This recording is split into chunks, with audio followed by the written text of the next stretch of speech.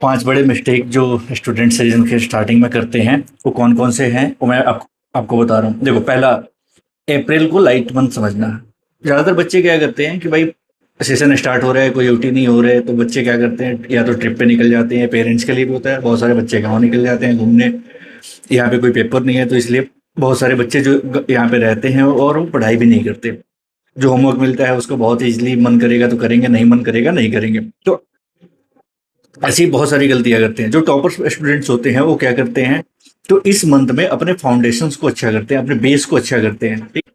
Second mistake जो बच्चे करते हैं वो है कंसिस्टेंसी।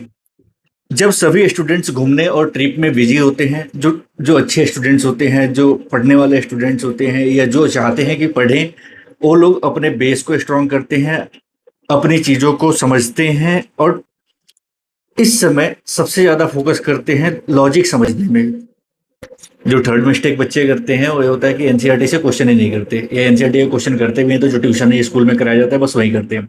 भाई साहब, भाई इस समय में एनसीईआरटी आपका बेस्ट फ्रेंड है। आप अगर एनसीईआरटी को बेस्ट फ्रेंड नहीं बनाओगे तो इस केस में आपका बेस कंप्लीट नहीं होगा, बेस स्ट्रांग नहीं होगा। जब बेस स्ट्रांग नहीं होगा तो आगे जाके जो एडिशनल क्वेश्चंस आते हैं, एडिशनल प्रैक्टिस पेपर्स आते हैं, जो आपके पेपर में क्वेश्चंस आते हैं, वो आप नहीं कर पाओगे।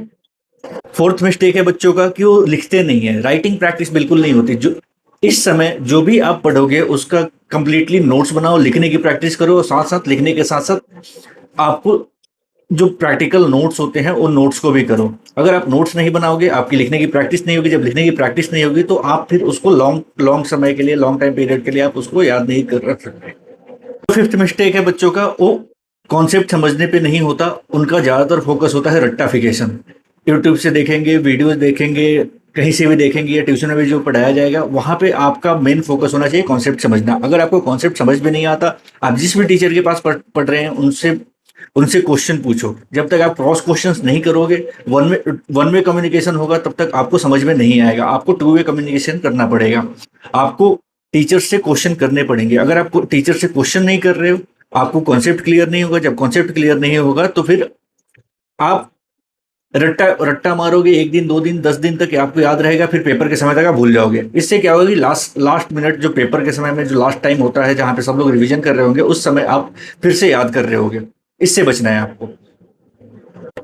यह वीडियो अपने वैसे दोस्तों को शेयर करो, और जो ये बोलते हैं कि भाई हम कल से पढ़ेंगे, कल से पढ़ेंगे, कल से पढ़ेंगे, और लास्ट में जाके उनके ऊपर बर्डन आ जाता है। देखो बच्चों, टुमारो नेवर कम्स। कल कभी नहीं आता। एक कहावत किसी ने ऐसे ही नहीं बोला। कल अगर आप रोज सोचोगे कि कल से पढ़ेंगे, कल से पढ़ेंगे, कल से पढ़ेंगे,